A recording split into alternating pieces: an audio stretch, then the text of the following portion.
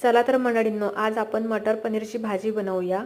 हे आपण सर्वात पहिले पनीरची क्यूब्स घेतलेले आहे। हे आपण चांगल्या प्रकारे पाण्यामधून धुवून घेऊया। हे आपण पाहू शकता, पनीर आपण धुवून घेतलेले आहे। पुढे आपण पातेल्यामध्ये तेल घेऊया। तेलाला थोडे गरम होऊ देऊया आणि मग तेल गरम झाले की त्यामध्ये आपण पनीरचे क्यूब्स टाकूया। त्याला थोडा वेळ आपण शिजू देऊया। ते थोडे लालसर झाले की आपण ते काढून घेऊया। हे पाहू शकता, आपले पनीरचे क्यूब्स थोडे लालसर झालेले आहे। हे आता आपण काढून घेऊया। पुढे आपण काही कांदे, टोमॅटो आणि मिरची घेऊया। त्याला कापून घेऊया आणि त्याला तेलामध्ये शिजू देऊया। हे आपण आधी मिरची टाकलेली आहे। पुढे आता आपण कांदे टाकूया। त्याला थोडे लालसर होऊ देऊया।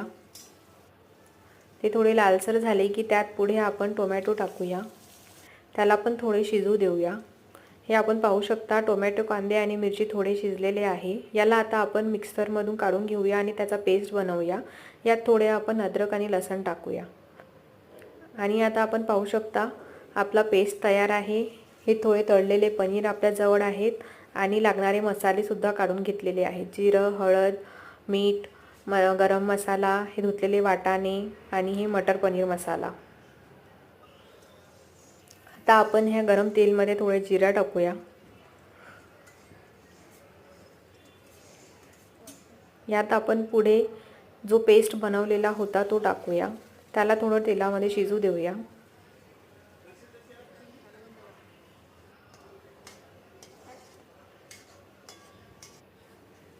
यात आपण मसाले टाकूया। त्याला आपण थोडा वेळ शिजू देऊया।